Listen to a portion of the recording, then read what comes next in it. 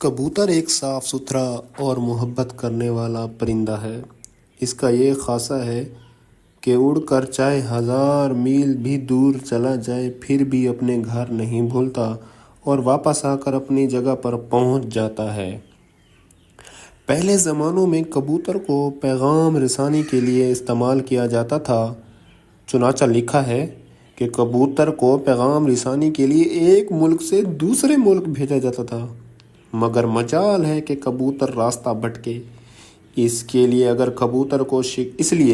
کبوتر کو شکاری پکڑ لیتا ہے تو 3 سال بعد بھی اگر اسے رہائی ملتی ہے تو وہ سیدھا اپنے گھر آتا ہے۔ جب حضرت نوح علیہ السلام کی قوم پر پانی کا عذاب آیا تو حضرت نوح علیہ السلام کا بیڑا آسمان تک جا پہنچا۔ حدیث شریف میں آیا ہے کہ حضرت نوح علیہ السلام نے روئے زمین کی خبر لانے کے لیے کسی کو بھیجنے کا ارادہ فرمایا تو سب سے پہلے مرغی نے کہا کہ میں روئے زمین کی خبر لاؤں گی، تو آپ علیہ السلام نے اس کو پکڑ لیا اور اس کے بازوں پر مہر لگا کر فرمایا کہ تجھ پر میری مہر ہے، تو پرندہ ہوتے ہوئے بھی لمبی اڑان نہ اڑ سکے گی اور میری امت تجھ سے فائدہ اٹھائے گی۔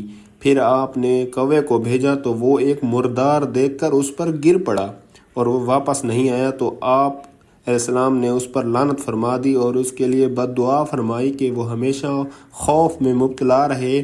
چنانچہ کوے کو حل و حرم میں کہیں بھی پناہ نہیں ہے۔ پھر حضرت نوح علیہ السلام نے کبوتر کو بھیجا زمین پر۔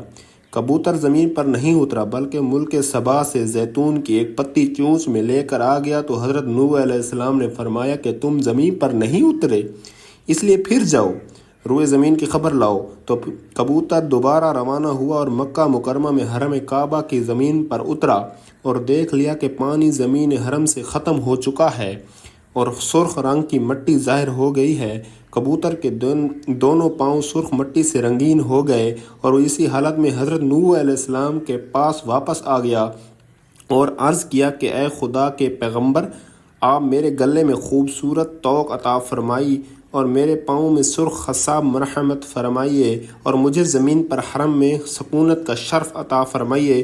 چنانچہ حضرت نوح علیہ السلام نے کبوتر کے سر پر دست شفقت پھیرا اور اس کے لیے یہ دعا فرمائی کہ اس کے گلے میں دھاری کا ایک خاص خوبصورت ہار پڑا رہے، اس کے پاؤں سرخ ہو جائیں، اس کی نسل میں خیر و برکت رہے، اس کو زمین حرم میں سکونت کا شرف ملے۔